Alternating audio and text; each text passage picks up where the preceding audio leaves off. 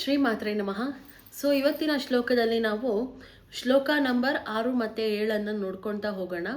So ನೆನೆಯ ಶ್ಲೋಕ 4, 5ರಲ್ಲಿ ದೇವಿಯ ವರದ ಅಭಯ ಹಸ್ತಗಳಿಂದ ಯಾರು ಹುಟ್ಕೊಂಡು ಬಂದರು, ಹಾಗೆ ಏನಾಯಿತು ಅನ್ನೋದನ್ನು ನಾವು ನೆನೆಯ ಶ್ಲೋಕದಲ್ಲಿ ನೋಡಿದ್ವಿ. ಇವತ್ತಿನ ಶ್ಲೋಕದಲ್ಲಿ 6ನೇ ಶ್ಲೋಕ, ಧನುಃ ಪೌಷ್ಟಂ ಮೌರ್ವಿ ಮಧುಕರಮಯಿ ಪಂಚವಿಶಿಕಾಃ ವಸಂತಃ ಸಾಮಂತೋ ಮಲಯ ಮರುದಾಯೋಧನರತಃ ತಥಾಪ್ಯೇಕಃ ಸರ್ವಂ ಹಿಮಗಿರಿಸುತೆ ಕಾಮಪಿ ಕೃಪಾ ಮುಪಾಂಗಾತೆ ಲಬ್ಧ್ವಾ ಜಗದಿದರಂಗೋ ವಿಜಯತೆ. ಸೊ ಅರ್ಥ ಏನಂದರೆ, ಮನ್ಮಥ ಎಷ್ಟು ವೀಕ್ ಇದ್ದಾನೆ ಅಂತ.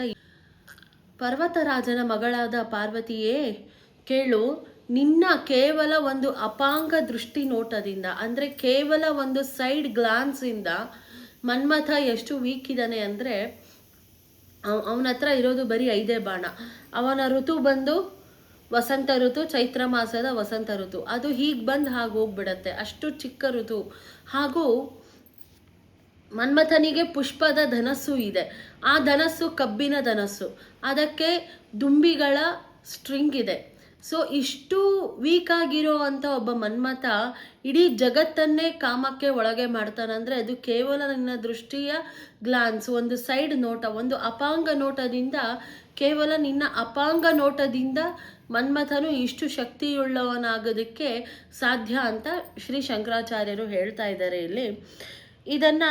ಇನ್ನು ಇದರದ್ದು ಯಂತ್ರ ಬಂದು ಕ್ಲೀಂ ಕ್ಲೀಂ ಕ್ಲೀಂ ಸಾಧ್ಯಂ ಕ್ಲೀಂ ಕ್ಲೀಂ ಕ್ಲೀಂ ಅಂತ. ಸೊ ಇದನ್ನು ನಾನು ಬಿ ರೋಲ್ಸಲ್ಲಿ ಪ್ಲೇ ಮಾಡ್ತಾ ಹೋಗ್ತೀನಿ. ಸೊ ಇದನ್ನು ಪೂರ್ವಾಭಿಮುಖವಾಗಿ ಮಣೆ ಹಾಕ್ಕೊಂಡು ಬಂಗಾರದ ತಗಡು ಅಥವಾ ಭೋಜಪತ್ರದ ಮೇಲೆ ಹಾಲು ಹಾಕಿ ಅದರಲ್ಲಿ ಈ ಯಂತ್ರವನ್ನು ಬರಿಬೇಕು.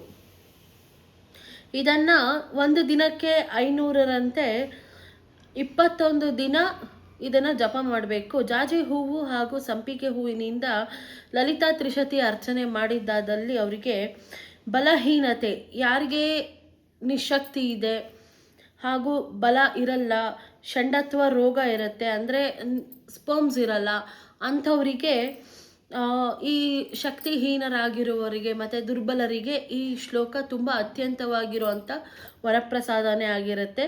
ಎಳ್ಳೆಣ್ಣೆಯಲ್ಲಿ ಈ ಯಂತ್ರನ ಮಾಡಿಬಿಟ್ಟು ಅದರಲ್ಲಿ ಅದ್ದಿ ಇದನ್ನು ಧರಿಸ್ಬೇಕಾಗಿರುತ್ತೆ.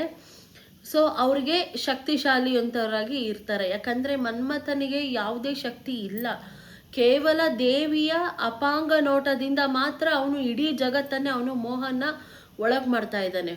ಸೊ ಆ ಥರದ್ರಿಂದ ನಾವು ದೇವಿಯನ್ನು ಪೂಜೆ ಮಾಡಬೇಕು ಅಂತ ಹೇಳಿ 6ನೇ ಶ್ಲೋಕನ ಹೇಳ್ತಾ ಹೋಗ್ತಿದ್ದಾರೆ. ಇನ್ನು 7ನೇ ಶ್ಲೋಕ, ಕ್ವಣತ್ ಕಾಂಚಿ ಧಾಮ ಕರಿಕಲ ಕುಂಭ ಸ್ತನದನತ ಪರೀಕ್ಷೀಣ ಮಧ್ಯೆ ಪರಿಣತ ಶರಚ್ಚಂದ್ರನ ವದನ ಧನುರ್ಬಾಣಾನ್ ಪಾಶಂ ಋಣಮಪಿ ದಧಾನ ಕರತಲೈಃ ಪುರಸ್ತಾಸ್ದಾಸ್ತಂ ನಃ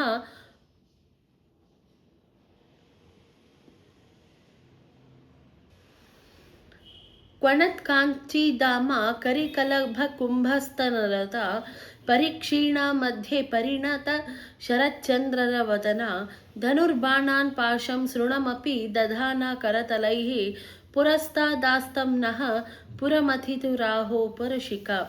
ಅಂದರೆ ಇಲ್ಲಿ ದೇವಿಯ ಮತ್ತೆ ಸೌಂದರ್ಯವನ್ನು ಶ್ರೀ ಆದಿಶಂಕರಾಚಾರ್ಯರು ಹೇಳ್ತಾ ಹೋಗ್ತಿದ್ದಾರೆ. ಸೊ ಏನಂತ ಹೇಳ್ತಾ ಇದ್ದಾರೆ ಅಂದರೆ, ನಿನ್ನ ಈ 4 ಹಸ್ತಗಳಲ್ಲೂ ಒಂದೊಂದು ಐಟಮ್ ಇದೆ. ಏನಿದೆ? ಕಬ್ಬಿನ ಬಿಲ್ಲು, ಹೂವಿನ ಬಾಣ, ಪಾಶ ಮತ್ತು ಅಂಕುಶಗಳನ್ನು 4 ಹಸ್ತದಲ್ಲೂ ಅವಳು ಧರಿಸಿದ್ದಾಳೆ. ಯಾವುದೇ ಕೈಗಳು ಕೂಡ ವರದ ಅಭಯ ಮುದ್ರೆಗಳನ್ನ ತೋರಿಸ್ತಾ ಇಲ್ಲ. ಸೊ 4 ಹಸ್ತಗಳು ಒಂದೊಂದು ಕಬ್ಬಿನ ಬಿಲ್ಲು ಹಾಗೂ ಹೂವಿನ ಬಾಣ, ಪಾಶ ಮತ್ತು ಅಂಕುಶ ಇದನ್ನೆಲ್ಲನೂ ಇಟ್ಕೊಂಡಿದ್ರು ನೀನು. ಅವಳ ಸ್ತನಗಳು ಬಂದು ಎಷ್ಟು ಭಾರವಾಗಿದೆ ಅಂದರೆ, ಅವಳ ಬೆನ್ನು ಸ್ವಲ್ಪ ಬಾಗಿದೆ. ಅವಳ ಸ್ತನದ ಭಾರದಿಂದ ಬೆನ್ನುಗಳು ಬಾಗಿದೆ. ಹಾಗೂ ಅವಳು ಎಷ್ಟು ಆಕರ್ಷಣೆಯಾಗಿದ್ದಾಳಂದರೆ, ಇಲ್ಲಿ ಆದಿಶಂಕರಾಚಾರ್ಯರು ಯಾವುದೇ ಮಾಸದ ಹುಣ್ಣಿಮೆಯ ಚಂದ್ರವನ್ನು ಹೇಳ್ತಾ ಇಲ್ಲ, ಶರತ್ಚಂದ್ರ ನಿಭಾನನ, ಯಾವುದು ಶರದೃತುವಿನ ಹುಣ್ಣಿಮೆಯ ಚಂದ್ರಕ್ಕೆ ಹೋಲಿಸ್ತಾ ಇದ್ದಾರೆ ಅವಳ ಮುಖನ. ಅಷ್ಟು ಸುಂದರವಾಗಿ ನಿನ್ನ ಮುಖ ಇದೆ, ಮುಖಾರವಿಂದಗಳು. ಇನ್ನು ಶಿವನ ಅಹಂಕಾರ ಸ್ವರೂಪಿಣಿಯಾದ ಶ್ರೀಚಕ್ರ ಸ್ವರೂಪಿಣಿಯು ನಮಗೆ ದರ್ಶನ ಭಾಗ್ಯವನ್ನು ಕರುಣಿಸಲಿ. ಇಲ್ಲಿ ದೇವಿಯ ಸೌಂದರ್ಯವನ್ನು ಹೊಗಳುತ್ತಾ ನಮಗೆ ದರ್ಶನ ಭಾಗ್ಯವನ್ನು ಕರುಣಿಸಲಿ ಅಂತ ಹೇಳಿ ಇದನ್ನು ಹೇಳ್ತಾ ಹೋಗ್ತಿದ್ದಾರೆ. ಇನ್ನು ಇದರದ್ದು ಏನು ಯಂತ್ರ ಇದೆ ಅಂದರೆ, ಫುಲ್ಲು ಒಂದು ಸ್ಕ್ವೇರ್ ಬರೆದ್ಬಿಟ್ಟು ಮಧ್ಯದಲ್ಲಿ ಕ್ಲೀಮ್ ಅಂತ ಬರಿಬೇಕು. ಫುಲ್ಲು ಒಂದು ಸ್ಕ್ವೇರ್ ಬರೆದು, ಅಂದರೆ ಒಂದು ಚೌಕಾಕಾರನ ಬರೆದು ಮಧ್ಯದಲ್ಲಿ ಕ್ಲೀಮ್ ಅಂತ ಬರಿಬೇಕು. ಇದನ್ನು ಈಶಾನ್ಯ ಅಭಿಮುಖವಾಗಿ ಮಣೆ ಅಥವಾ ಚಾಪೆಯ ಮೇಲೆ ಕುಳಿತುಕೊಂಡು ಈ ಮಂತ್ರನ 45 ದಿನಗಳವರೆಗೂ 1000 ಸತಿ ಜಪ ಮಾಡಿದ್ದೇ ಆದಲ್ಲಿ ಅವ್ರಿಗೆ ಸರ್ವಶತ್ರುಗಳು ವಶವಾಗ್ತಾರೆ, ಮತ್ತು ರಾಜ್ಯ ರಾಜತ್ವ ಎರಡೂ ಕೂಡ ಹೊಂದುತ್ತಾರೆ ಅವರು. ಇನ್ನು ಇವತ್ತಿನ ಈ ಶ್ಲೋಕದ ಬಗ್ಗೆ ನಾನು ಹೇಳಿದ್ದಕ್ಕೆ ಎಲ್ಲರಿಗೂ ಧನ್ಯವಾದಗಳು. ಎಲ್ರಿಗೂ ಕೇಳಿಸ್ಕೊಂಡಿದ್ದೀರಾ ಅನಿಸುತ್ತೆ, ನಿಮ್ಗೆಲ್ರಿಗೂ ಅರ್ಥ ಆಗಿರುತ್ತೆ. ಇನ್ನು ಮುಂದಿನ ನಾನು 8 ಹಾಗೂ 9ನೇ ಶ್ಲೋಕವನ್ನು ನೆಕ್ಸ್ಟ್ ಸಂಚಿಕೆಯಲ್ಲಿ ಹೇಳ್ತಾ ಹೋಗ್ತೀನಿ. ಧನ್ಯವಾದಗಳು. ಶ್ರೀಮಾತ್ರೇ ನಮಃ.